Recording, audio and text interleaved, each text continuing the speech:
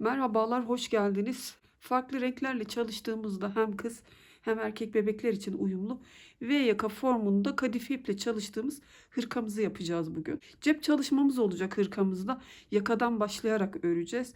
Yine kolay bir çalışma olacak düz örgülerle. Dilerseniz cep koymadan da, şurada bunu da örnek göstermek istiyorum. Cep koymadan da çalışabilirsiniz. Mesela böyle çalıştığınızda üzerine motifler ekleyebilirsiniz. Çiçekler çalışabilirsiniz yapacağınız cinsiyete göre. Kız bebekler için çalışıyorsanız ona göre motifler eklersiniz.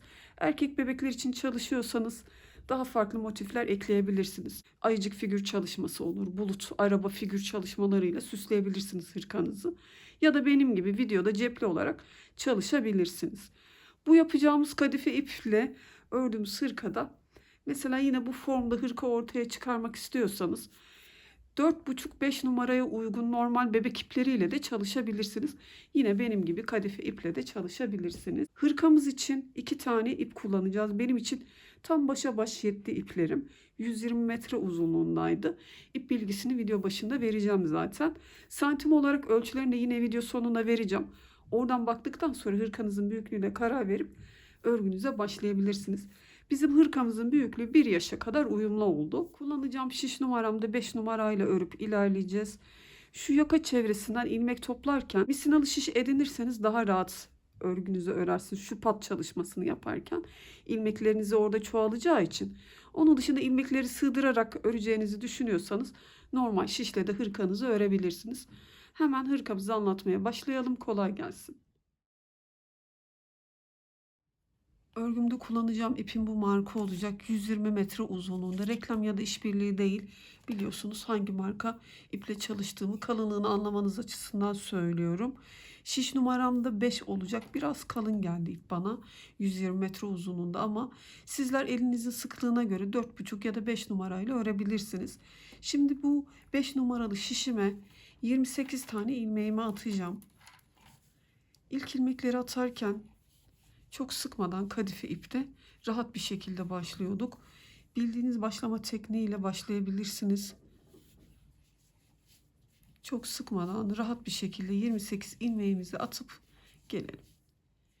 28 ilmeğimi attım. Bu sırada bütün ilmekleri ters olarak öreceğim. Ön yüze geçince hemen robo ayrımını yapacağım.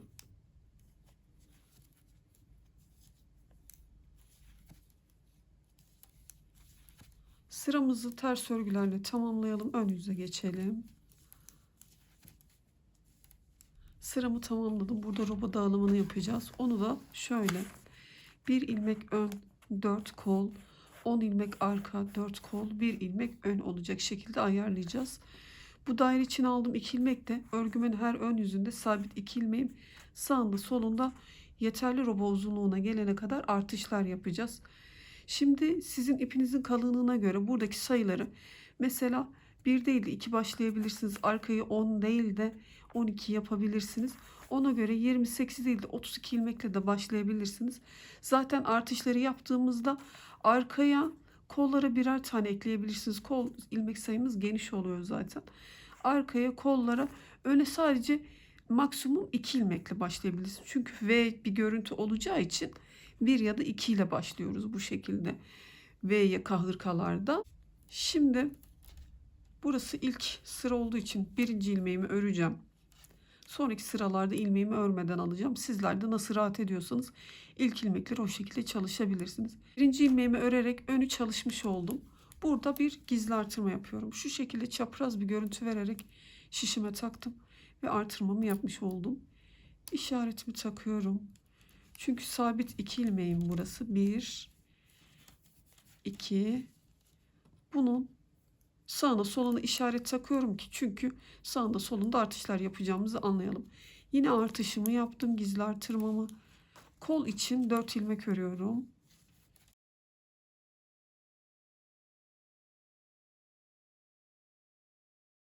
Dört ilmeğimi ördüm. Bir gizli artırmamı yapıyorum. Yine işaret takıyorum. 2 düz örüyorum.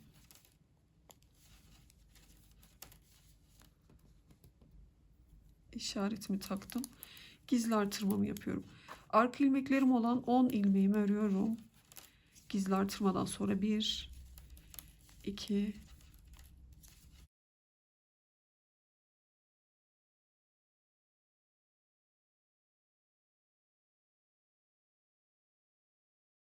10 ilmeğimi ördüm.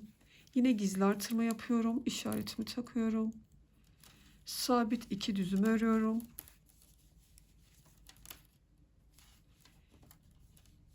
İşaretimi takıyorum. Gizli artırmamı yapıyorum. Kol ilmeklerimi örüyorum. 1, 4 tane örecektim. 2, 3, 4. Gizli artırmamı yapıyorum. Yine bu sabit 2 ilmeğimden önce işaretimi taktım. 2 düz örüyorum. 2 sabit ilmeğimi. İşaretimi takıyorum. Bir gizli artırma yapıyorum. Şu bir ilmeğim de zaten benim ön ilmeğimdi. Ve şimdi örerek çıktım.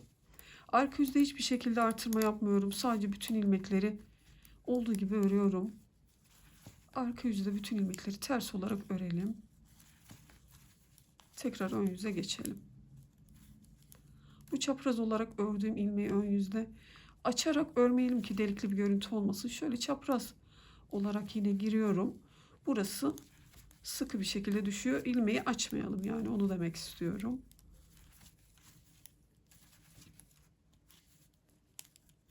Sıramı tamamladım. Örgümün ön yüzündeyim. Örgümün ön yüzünde şu sabit 2 ilmeğimi sağına soluna işaretler aldım ya. Her ön yüze geçtiğimde artışlar yapacağım 4 noktada. Burada 2 ilmeğimin sağında solunda gizli artırmalar yapacağım. Ön tarafta da birinci ilmeğimden sonra ve yine son kalan birinci ilmeğim önce de artışlar yapacağım artık. Ön tarafta şöyle V bir görüntü olarak açılsın, ilmeklerim çoğalsın diye. Bunu örgümün her ön yüzünde yapmayacağım. Bir tur artıracağım, bir tur artırmayacağım ki orantılı bir şekilde ilmeklerimiz çoğalsın. Bu sırada ön tarafta da, yani birinci ilmeğimi şöyle aldım. Yanında gizli artırma yapıyorum. Yanında bir tane örüyorum. İşaretimi gördüm. Gizli artırmamı yapıyorum. İşaretimi geçirdim. Aradaki sabit 2 düzümü örüyorum. İşaretimi geçirdim. Gizli artırmamı yapıyorum. Kol ilmeklerime geçtim. Kol ilmeklerim burada 6 ilmek oldu. 1, 2,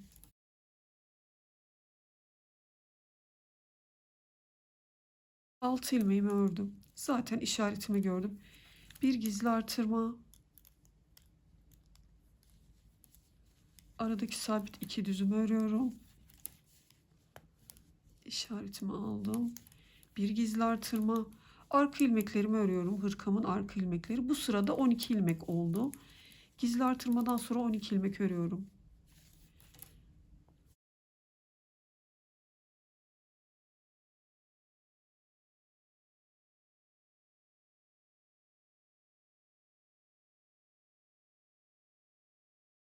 ...12 ilmeğimi ördüm. Bir gizli artırma.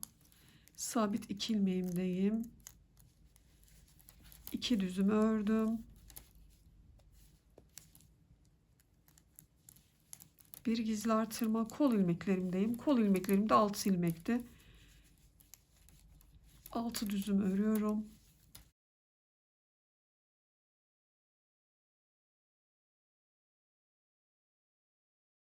Bir gizli artırma.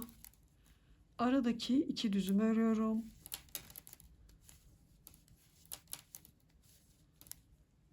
İşaretimi geçirdim. Bir gizli artırma. Ön ilmeklerim 2 ilmekti. Burada ne yapıyorum? Örüyorum bir tane. Şişimde bir ilmeğim kaldı. Bir ilmeğimden önce burada gizli artırma yapıyorum. Şimdi ön tarafta artışları yapmış olduk. Şu bir ilmeğimden önce ve sonrasında. Bir dahaki turda artırma yapmayacağım. Bu sadece bu sabit 2 ilmeğimin dibinde yapacağım. Şu ön taraflarda yapmayacağım.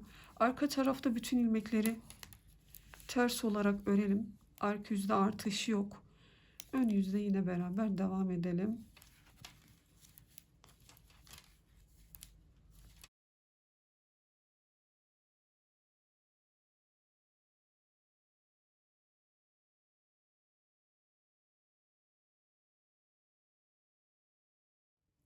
Örgümün ön yüzündeyim. Şimdi burada İlk ilmeği örmeden aldım. İlerliyorum. Başlangıçta artışımı yapmadım. İşaretime kadar 4 ilmek düz örmüş oldum. Bir gizli artırma, sabit 2 düzüm örüyorum.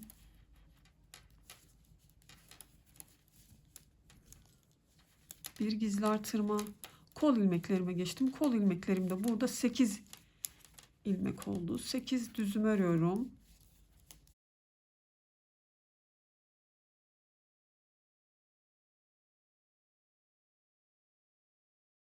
Sekiz düzüm ördüm. Bir gizli artırma. Aradaki sabit 2 düzüm örüyorum. Bir gizli artırma. Arka ilmeklerim de bu sırada 14 ilmeğim oldu. 14 ilmek örüyorum. 1 2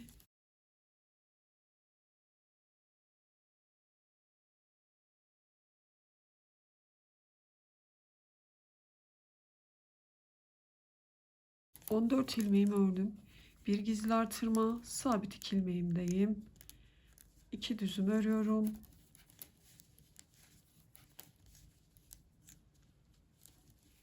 Bir gizli artırma, kol ilmeklerimdeyim. Kolda 8 düz örüyordum.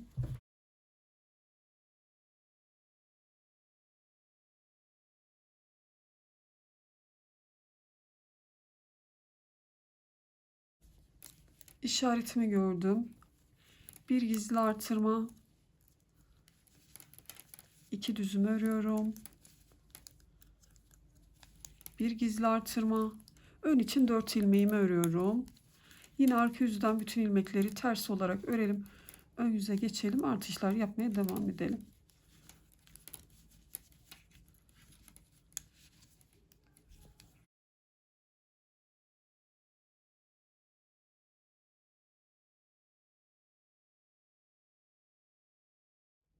Tekrar örgümün ön yüzündeyim. Bu defa başta bir ilmeğimden sonra artış yapıyorum.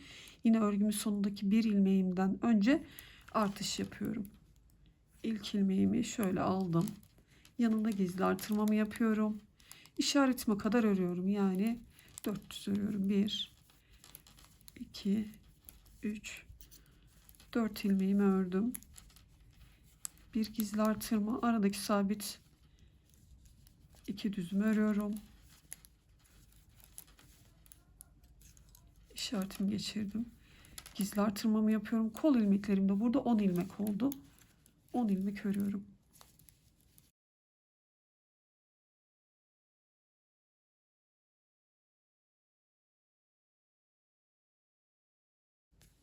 İşaretime geldim. Bir gizli artırma, sabit 2 düzüm örüyorum.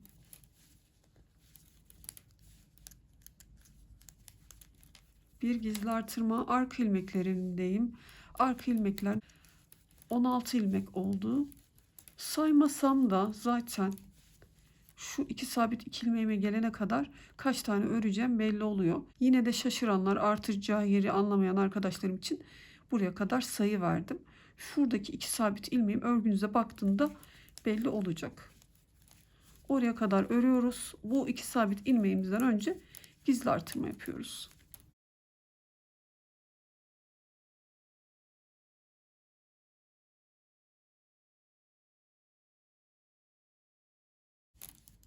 İşaretimi gördüm. Aynı zamanda 16 tane ilmeğimi örmüş oldum.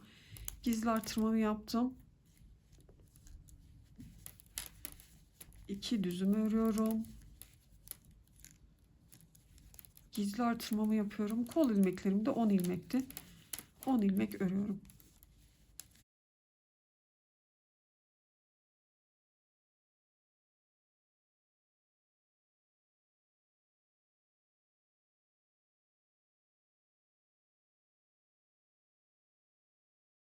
Gizli artırmamı yaptım. 2 düzüm örüyorum. Gizli artırmamı yaptım. Şimdi bir ilmek kalana kadar düz olarak örüyorum. Kaç örüyorduk? 1 2 3 4 ilmek ördüm. Şişimde bir ilmeğim kaldı. Bir gizli artırma ve ördüm. Arka yüzden bütün ilmekleri ters olarak örüyordum. Ön yüze geçtiğimde yine bir tur Ön tarafta artış yapmayacağım. İlerleyeceğim, bu sabit 2 ilmeğimin sağında solunda artış yapacağım. Kolu öreceğim, yine bu 2 ilmeğimin sağında solunda artış yapacağım. İlerleyeceğim, buradaki 2 ilmeğimin sağında solunda artış. Yine ilerleyip buradaki 2 ilmeğimin sağında solunda artış. Kalan ilmekleri örüp çıkıyorum. Arka yüzden bütün ilmekleri ters olarak örüyorum. Tekrar ön yüze geçtiğimde bu defa bir ilmeğimden sonra artış yapıyorum. İlerleyip yine bu sabit 2 ilmeğimin sağında solunda yeterli uzunluğa gelene kadar zaten bu 2 ilmeğimizin sağında solunda artışlar yapacağız. Sadece bu ön tarafta bir tur artış yapıyoruz, bir tur artış yapmıyoruz şeklinde yeterli uzunluğa gelene kadar örelim. Artışların anlaşılır olduğunu düşünüyorum. Her sırayı da göstermeyeyim. Örelim. Kaç tane roba artışı yapacağız? 10-11 sıra yapalım. Ben kaç tane yaptığımızı söyleyeceğim. İlerleyelim. Sonra beraber devam edelim. Gibi artırmaları tamamlayarak yeterli roba uzunluğuna geldim. Hemen santim olarak ölçüsüne bakıyorum. 13 santim çalışmış oldum benim ipimin kalınlığına göre. Eğer sizin ipiniz biraz daha ince ise, çünkü 120 metre ipler kendi içinde de kalınlıkları değişiyor. Daha kısa düştüyse sizler roba artışlarına devam edebilirsiniz. Ben 11 defa gizli artırma yaparak devam ettim roba artışlarında.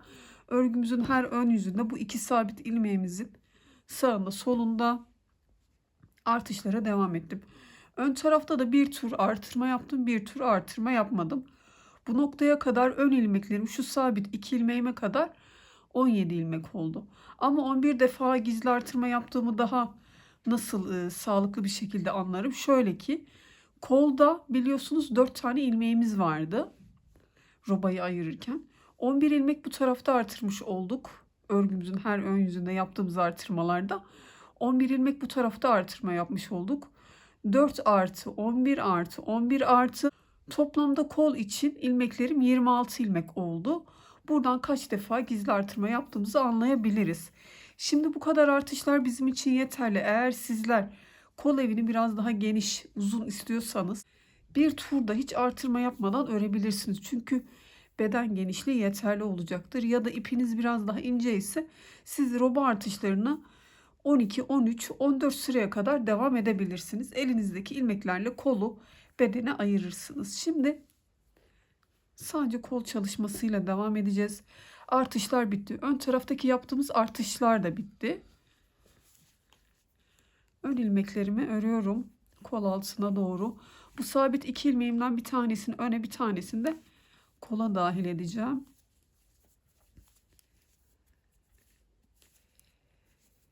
İlerledim. Şurada 2 sabit ilmeğimdeyim. Bu 2 ilmekten bir tanesini öne dahil ettim. Öne dahil edince 18 tane ilmeğim oldu ön tarafta. Şimdi yardımcı şişe geçerek sadece bu koldaki çalışmayı yapabilirsiniz, ama ben aynı misinalı şişle devam edeceğim. Diğer sabit 2 ilmeğime doğru örüyorum.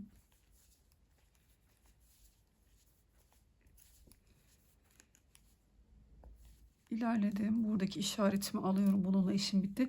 Bu 2 ilmeğimden bir tanesini de kola dahil ettim. Bu şekilde de kol ilmeklerim 28 ilmek oldu. Birer ilmekleri dahil edince. Devam etmiyorum. Örgümü çeviriyorum. Çünkü sadece bu kol ilmeklerimizi öreceğiz. Yeterli uzunluğa gelene kadar. Ön yüzden düz, arka yüzden ters olarak şu ayırdığım yere kadar ters örgülerle örüyorum.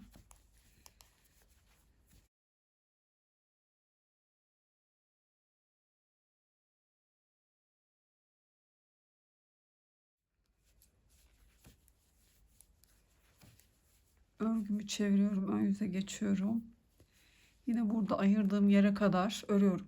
Ön yüzden düz, arka yüzden ters olarak örüyoruz. Başka bir detay yok. Ama sizler ördükçe ilerlersiniz. Kolu şöyle ikiye katlayıp bakarsınız. Eğer gözünüze geniş görünüyorsa yanlarda birer tane ilmek eksiltirsiniz. Ben eksiltmeden bu 28 ilmeğimle devam edeceğim.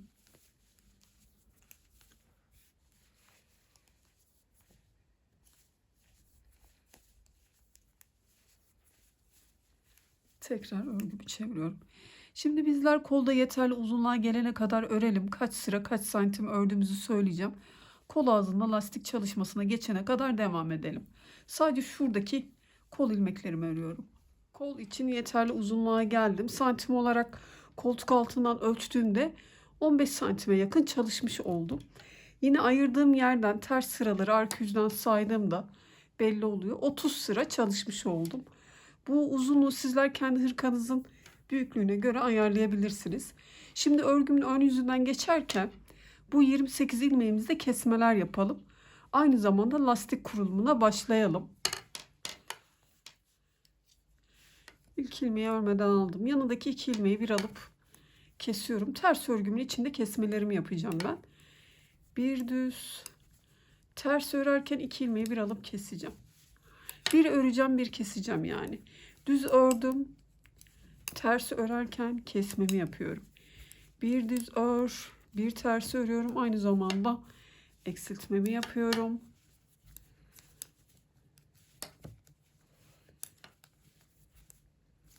Sonuç olarak bilek kısmında 8-10 ilmek arası eksiltme yapacağız elimizdeki var olan ilmeklerden. Şimdi ben bir ör bir eksilt yaptığım için kaç tane eksiltmiş olacağım ona bakacağım. Düz ördüm. Son 2 ilmeğim, ikisini bir alıp ters olarak ördüm. 2, 4, 6, 8, 10, 12, 14, 16, 18 ilmeğim kalmış. Şimdi bu var olan ilmekleri bir ters bir düz olarak örüyorum. Arka yüzde tersin üstüne ters, düzün üstüne düz olarak örüyorum. Şu ilmeğim düz, yanındaki ters. Şimdi lastik çalışmamızı da 3-4 sıra örelim. Sonra bütün ilmekleri kesiyoruz. Diğer kol çalışmasına doğru ilerleyeceğiz. Sıralarımı tamamladım. Saymaya çalıştığımda 1, 2, 3, 4, 5 sıra çalışmış oldum. Bu lastik uzunluğunu da kendi zevkinize göre ayarlayabilirsiniz. Ben örgümün arka yüzünden geçerken ilmeklerimi kapatacağım. Sizler hangi yüzde keserken örgünüz düzgün düşüyorsa o şekilde kesebilirsiniz. Bildiğiniz kesme yöntemiyle.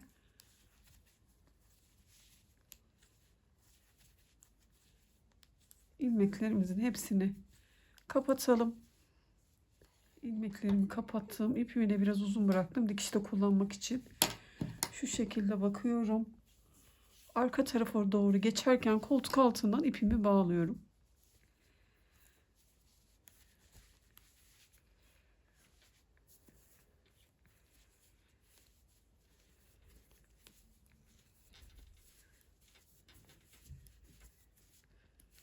Bu tarafa doğru, şuradaki koltuk altına doğru ilerliyorum düz örgülerle. İlerledim. Buradaki işaretimi de alıyorum.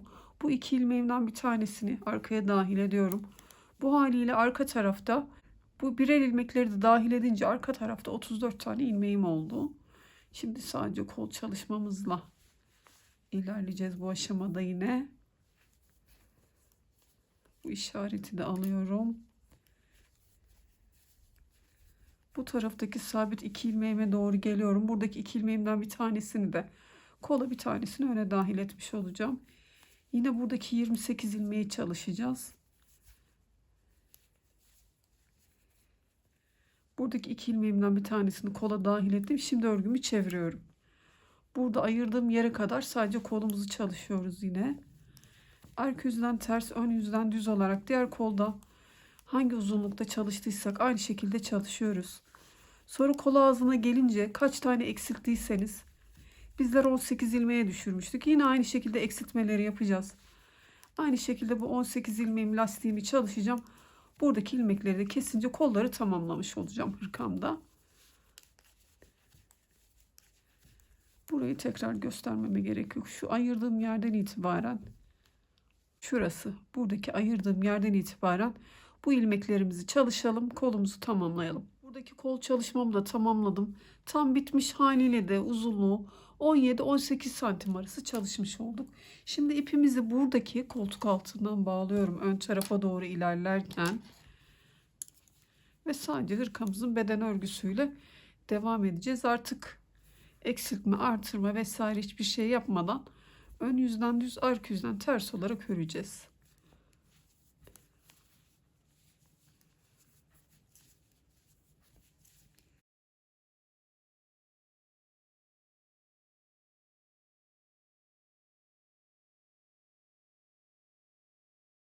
Örgümün iç yüzünden geçerken şu ayrık olan koltuk altı da birleşmiş olacak bu sırada.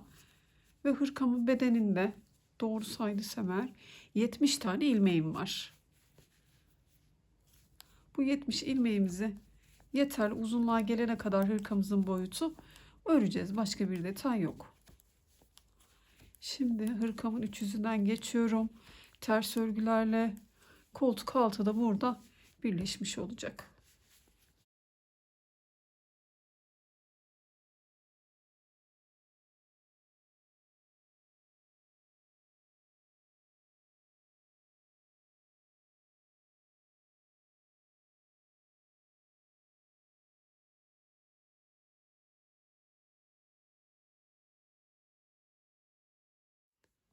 Sıramı tamamladım. Buradaki koltuk altımda birleşmiş oldu. Şimdi örgümün ön yüzüne geçeceğim.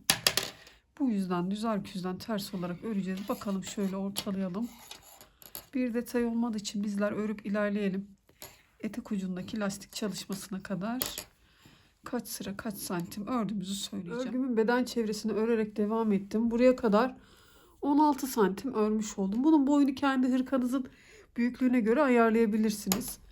İç yüzden de şu koltuk altından itibaren ters sıralarımı saydığımda 30 sıra örmüş oldum.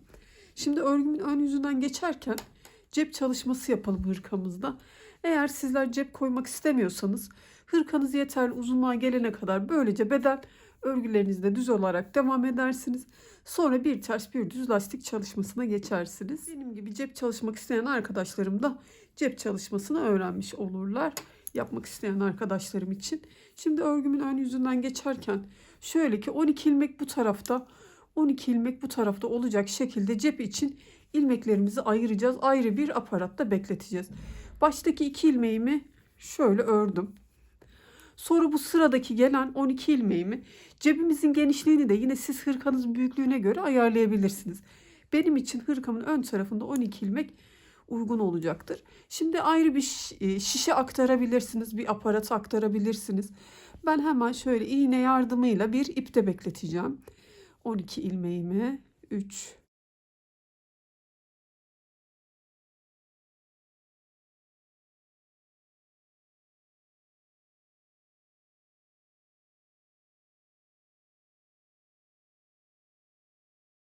10 12. Evet, bunu aldım böyle ve ipimde bekleteceğim. Şimdi bu 12 ilmeğimin hemen arkasından tabii ki tekrar ilmek çıkarmam gerekiyor.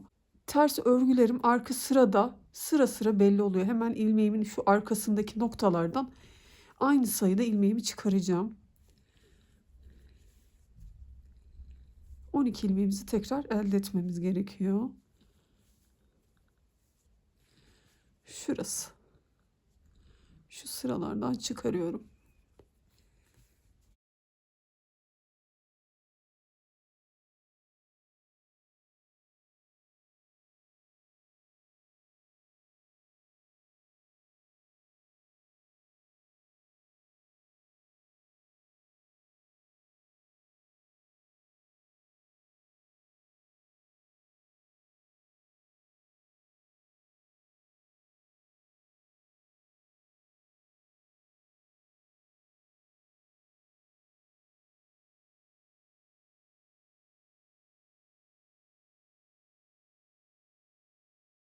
Aynen 12 ilmeğimi topladım. Başta 2 ilmeğimi çalışmıştım zaten. 2, 4, 6, 8, 10, 12. Örmeye devam ediyorum. Şişimde 14 ilmeğim kalana kadar. Diğer tarafta da cep çalışması için ilmek çıkaralım.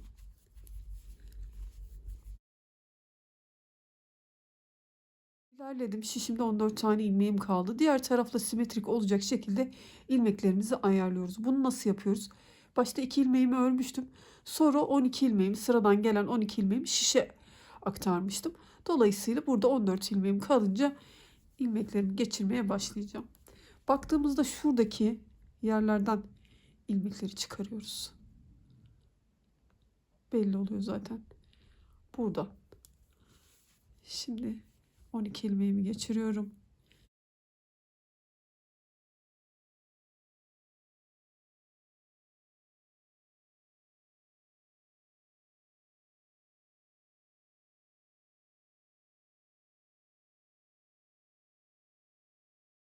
Hemen yine sıradan takip ederek 300'ünden ilmeklerimi çıkarıyorum.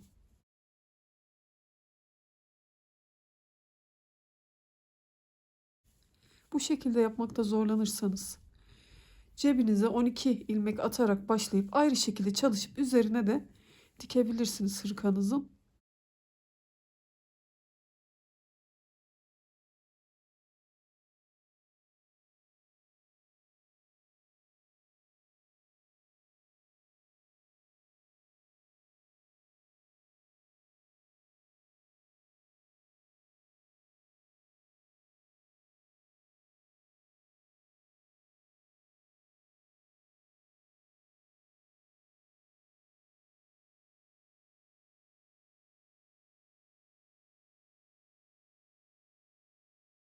Kalan 2 ilmeğimi de ördüm. Şimdi örgümün arka yüzünden bütün ilmekleri yine örüyorum.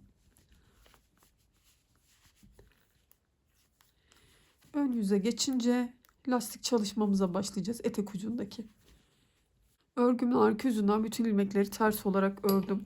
Ön yüze geçtiğimde hemen bir ters bir düz lastik çalışmama başlıyorum. Sizler dilerseniz hırkanızın boyunu biraz daha uzatıp cep mesafesini biraz daha açıp sonra lastik çalışmasına koyabilirsiniz. Ters, düz, ters, düz. Bütün ilmekleri bu şekilde örüyorum. Arka yüzden de tersleri ters, düzleri düz olarak örüyorum. Düzlerin üstüne düz, terslerin üstüne ters yani. Kol ağzında olduğu gibi.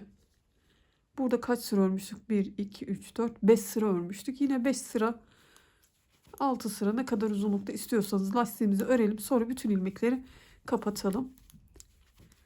Cep çalışmasıyla devam edelim.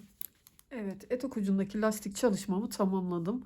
Yeterli uzunluğa gelene kadar ördüm. Sonra bütün ilmekleri kestim. Bir detay olmadığı için oralarda ilerledim ben. Uzunluğu da kol ağzındaki lastik uzunluğu gibi 5 sıra çalıştım.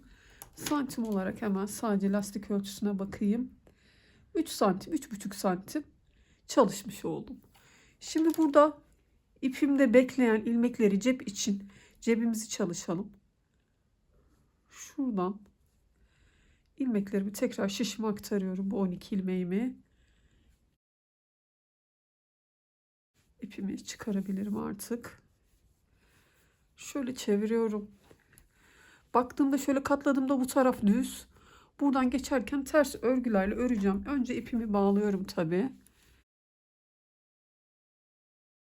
İpimi de biraz bağlarken şurada uzun bırakabilirsiniz.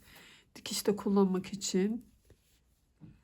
Şu kadar uzunluk bizim için yeterli. Şimdi ters örgülerle örüyorum bu 12 ilmeğimi.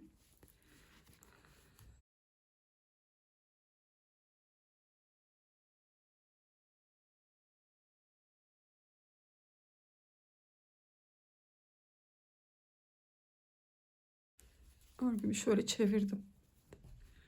Burada da bütün ilmeklerimi düz olarak örüyorum.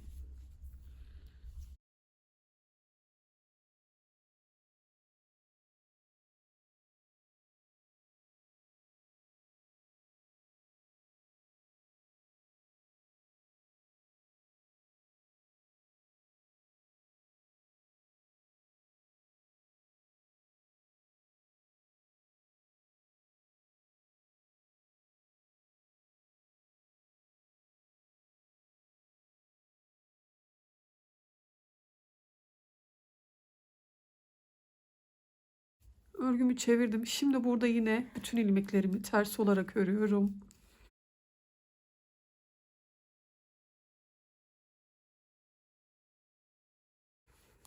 Tekrar çevirdim.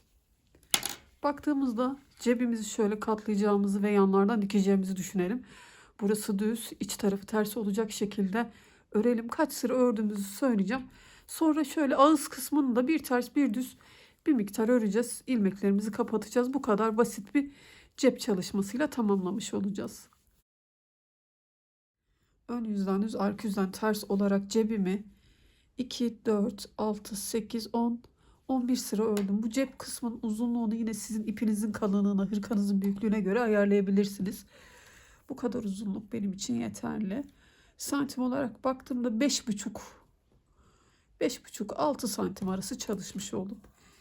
Burada bir ters bir düz lastik çalışması yapacağız.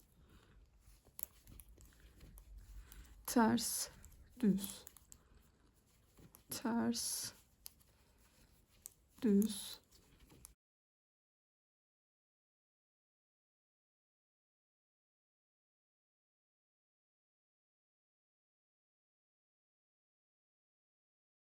Bir ters bir düz olarak tamamladım. Arka yüze geçtiğimde de terslerin üstüne ters, buradaki ilmeğim ters, üzerine ters. Yanındaki düz, üzerine düz. Düzleri düz, tersleri ters olarak yine birkaç sıra öreceğiz lastiğimizi. Sonra bütün ilmeklerimizi kapatacağız. Lastiğimde ikinci sıramı örmüş oldum. Lastik çalışmamı 3 sıra örmüş oldum. Benim ipim biraz kalın olduğu için şimdi 5 sıraya tamamlamadım. Çok uzun bir cep çalışması olmasın. Sizler yine bu lastik uzunluğunu kendi tercihinize göre ayarlayabilirsiniz. Örgümün iç yüzünden geçerken cep çalışmamın ters yüzünden ilmeklerimi kesiyorum. Sizler hangi yüzde kestiğinizde de daha düzgün düşüyorsa o taraftan kesebilirsiniz ilmekleri.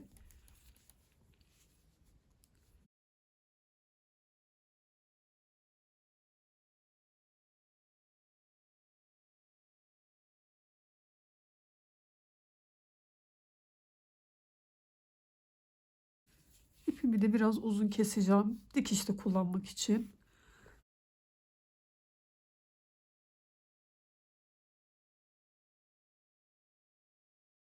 Diğer tarafta da yine aynı şekilde ipimde bekleyen ilmekleri şişime aktarıyorum.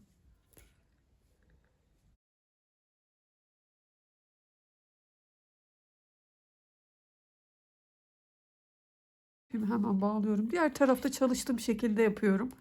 Hiçbir değişiklik yok. Aynı uzunlukta, aynı sayılarda. Yine ipimi biraz uzun bıraktım dikişte kullanırım diye. Ve örmeye başlıyorum. Ters örgülerle başlıyorum.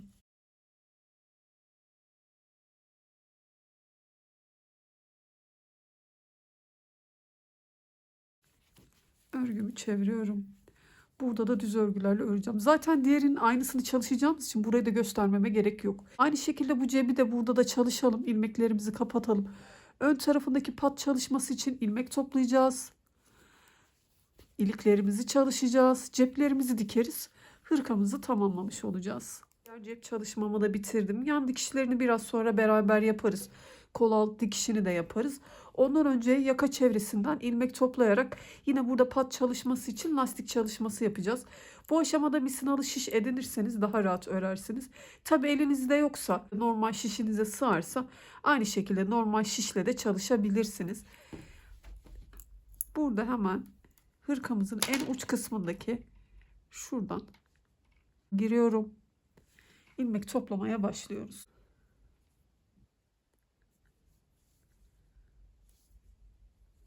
İlmeğimi çıkardım. Sırayı takip ediyorum. Tekrar ilmeğimi çıkarıyorum. Tekrar sıramı takip ediyorum. İlmeğimi çıkarıyorum. Örgümün en uç kısmındaki şu noktalardan zincir gibi belli oluyor zaten. Bunların içinden çıkarak ilmeklerimi toplayacağım. Ancak ben ilk ilmekleri örmeden aldığım için biraz buralar iri iri duruyor. Her birinin içinden bir tane çıkarırsam sonuçta toplayacağım ilmek sayısı az olacaktır ve yapacağım lastik çalışması da kasacağı için zaman zaman bu iki boşluğun arasındaki noktadan girerek çıkaracağım. Şimdi 3 tane arda arda çıkardım. Bu iki boşluğun arasındaki noktadan giriyorum. Şişimle girdiğimde belli oluyor zaten. Oradan çıkardım. Tekrar şimdi sıradan takip ediyorum. 1 2 3 tane ördüm. 3 tane yaparsınız, 4 tane yaparsınız örgünüzün durumuna göre. Şimdi tekrar yine iki boşluğun arasındaki noktadan ilmek çıkarıyorum. Sırayı takip ediyorum. Birinci boşluk, ikinci boşluk, üçüncü boşluk. Sizler tabi örgünüzün kenarında ilk ilmekleri nasıl aldıysanız, örerek aldıysanız bu duruma göre hareket edersiniz. Çok sık ya da seyrek toplamayacak şekilde ilmekleri çıkaracağız. Önemli olan bu. Zaman zaman 3, zaman zaman 4 ilmek çıkaracağım. 1 2 3. Çünkü benim ipim kalın olduğu için 4 tane boşluktan çıkardım. Şimdi aradaki noktadan giriyorum. Yine sırayı takip ediyorum.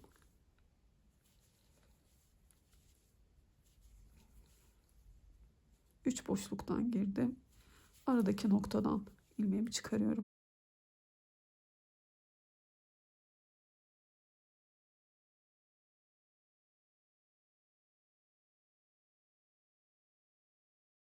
Şimdi artırmaları yaptığım yere geldim. Şu V görüntüsü olan yere geldim. Burada ne yaparsınız? Bu düz hattımızı şu V görüntüsü olan yere kadar kaç tane ilmek topladıysanız not edersiniz. Diğer taraftan da aynı şekilde aynı sayıda ilmek çıkarmaya dikkat edersiniz ki simetrik, orantılı bir görüntü olsun. Herkesin örgüsüne göre çıkaracağı ilmek sayısı farklı olacağı için ben burada çıkardığım ilmeklerin sayısını vermeyeceğim. Kendi örgünüze göre ilmekleri toplarsınız. Bu V olan yerden de yine ilmekleri sayarsınız. Yine burada da aynı sayıda çıkarırsınız.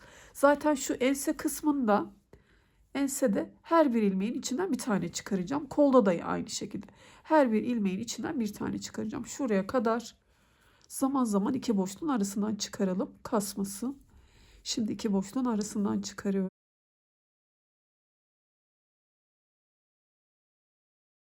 Yaka kısmını da yine şu kol ayrımına kadar ilmekleri topladım.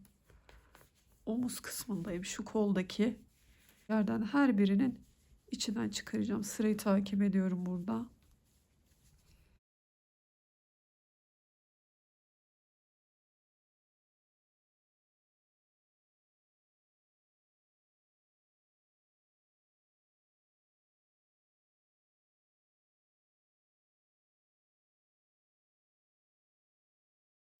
Ense kısmından da her bir sıramın içinden çıkararak ilmekleri topladım. Devam ediyorum. Burada da yine şu yaka kısmına, V kısmına doğru geliyorum. Sonra yine burada da zaman zaman arada boşluklardan çıkararak diğer tarafta kaç ilmek çıkardıysak bu ön tarafı da ilmek çıkartıp sonra lastik çalışmasına başlayalım. Bütün yaka çevresinden ilmekleri toplamış oldum. Bir ters bir düz lastik çalışmasına başlayalım.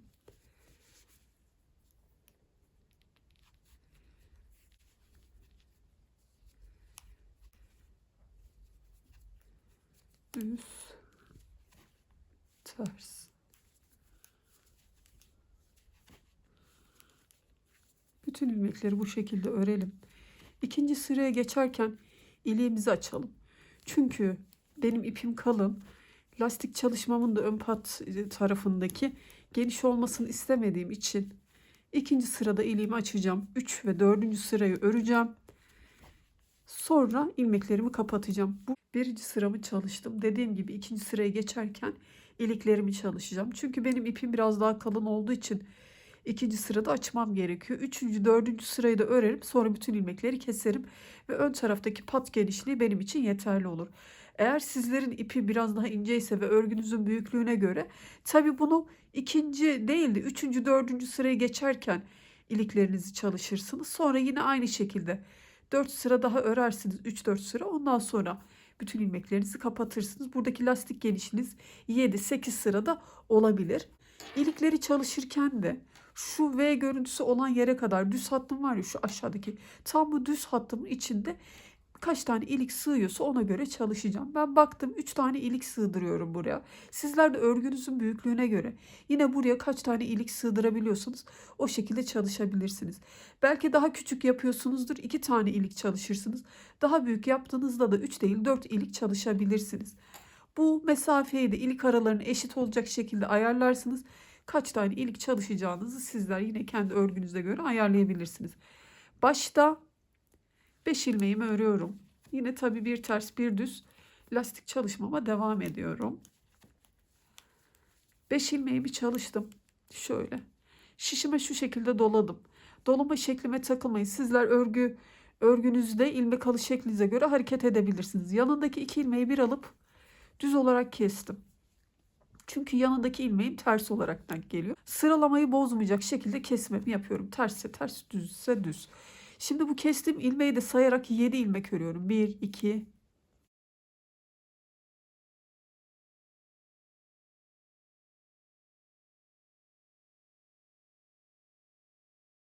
7 ilmeğimi ördüm. Şişime doladım. Yanındaki 2 ilmeği bir alıp kesiyorum. İliğimi çalışmış oldum. Bu ilmeği de sayarak 1, 2,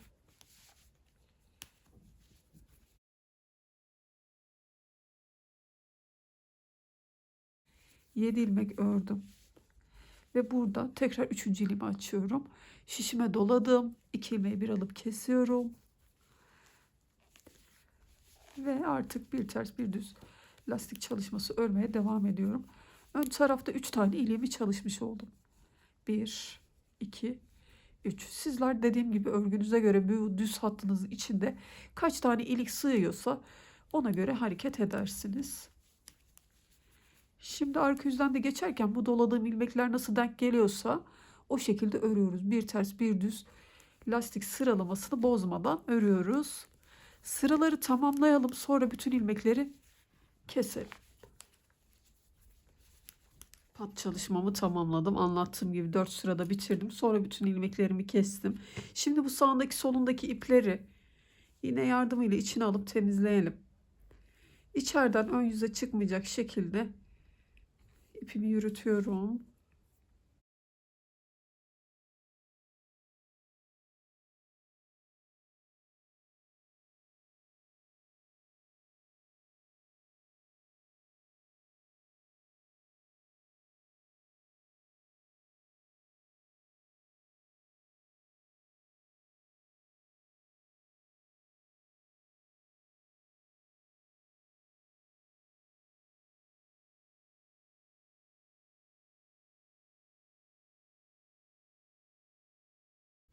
Buradaki cep çalışmamı da buraya dikmiştim ben, beraber yapalım.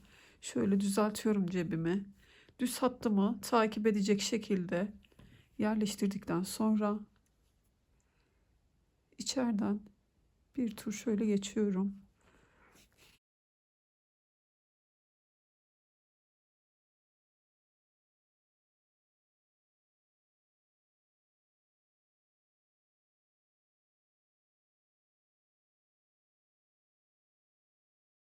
Çok sıkmıyorum, örgümle aynı esneklikte dikmeye çalışıyorum.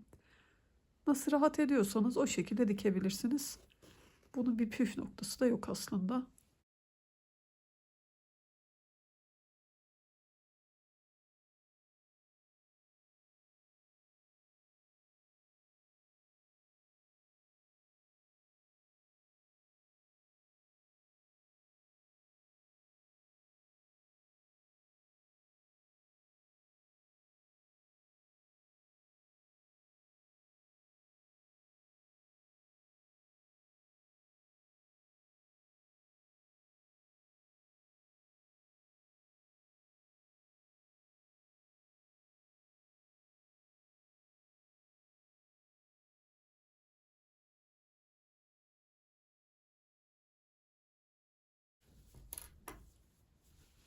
Kol altı dikişimizi de yapalım beraber.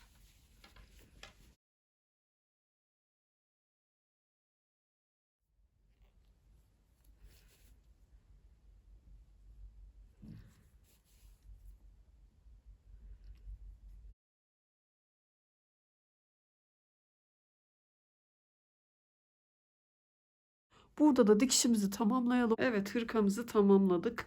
Santim ölçülerini vermeden önce cepsiz haliyle çalıştım. Hırkamı da göstereyim. Dilerseniz cep koymadan da çalışabilirsiniz. Bu haliyle yaptığınızda üzerine motifler ekleyebilirsiniz. Kız bebekler için çalışıyorsanız çiçekler yapabilirsiniz. Erkek bebekler için yaptığınızda da ona uygun ayıcık figür çalışması olur. Mesela bulut çalışması olur. Ona uygun, bebeklerin cinsiyetine uygun süslemeler yaptığınızda hem kız hem erkek bebekler için uyumlu hırka çalışması olacak. Bu fikri de sizinle paylaşmak istedim. Dilerseniz bu çalıştığımız ölçülerde kadife iple yaptık ya. Yine bu kalınlığa uygun iplerle de çalışabilirsiniz. Çalıştığımız kadife ipin kalınlığına yakın. Çünkü başlangıç sayımız az bir ilmek sayısı olduğu için ipimizin kalın olması gerekiyor. 5 numaralı şişe uygun kalın iplerle de çalıştığınızda yine bu formda hırkalar elde edebilirsiniz. Hırkamın hemen santim olarak ölçülerini vereyim. Şu omuzdan etek ucuna kadar uzunluğu 31-32 santim oldu. Genişliği şu. Genişliğine baktığımda yine 30-31 santim oldu. Omuzdan şu lastik bitimindeki yerden kol ucuna kadar kol uzunluğu da 28-29 santim oldu. Kol altından kol ucuna doğru 16 santim, yine kol altından etek ucuna kadar bedenimin uzunluğu da 21 santim çalışmış oldum. Daha büyük nasıl yaparız? Bizler hırkamıza 28 ilmek atarak başlamıştık. Dağılımını da bu şekilde yapmıştık. Sayıları çoğaltmak isteyen arkadaşlar kollara ve arkaya ilmek ekleyebilirler. Buradaki daire içinde olan 2 ilmeğim sabit kalıyor. Hırkanızı büyütseniz de bu 2 ilmekleri sayısı değişmiyor. Sadece hırkanızı büyütmek istediğinizde kolları arkaya, öne de maksimum 2 ilmek olarak ayarlayabilirsiniz. Roba artışlarını da biz 11 defa yapmıştık. Sizler ipinizin kalınlığına ve büyütmek istediğiniz hırkanın büyüklüğüne göre 11 değil de 13-14 sırada roba artışını yaparsınız. Kollara da birer ikişer ilmek eklersiniz. Arkaya da ikişer ikişer ilmek ekleyerek büyütebilirsiniz. Çok kolay bir çalışma zaten. Beden uzunluğunu, kol uzunluğunu da ona göre ayarlarsınız. Hırkanızı bu şekilde büyük elde etmiş olursunuz. Daha küçük yapmak isteyen arkadaşlarım da yeni doğan gibi kollara 3, arkaya 8 ilmek başladığında önler tabi yine 1, burada ilmekler yine 2. Roba uzunluğunu da 11 değil de 9-10 sıra yaptığında daha minik bir hırka elde edeceklerdir. Yeni doğan ölçülerinde bizim hırkamızın büyüklüğü yaklaşık 1 yaş ölçülerinde uyumlu oldu. Ben geldiğince tüm detaylarıyla yine anlatmaya çalıştım. Umarım sizler için faydalı bir çalışma olmuştur. Yorumlarınızı bekliyorum. Ayrıca kanalıma abonelikler ücretsiz biliyorsunuz. Abone olduğunuz takdirde yine farklı çalışmalarda buluşmuş oluruz. Ortaya başka projeler çıkarmış oluruz. Videomu buraya kadar izlediğiniz için teşekkür ederim. Hoşça kalın.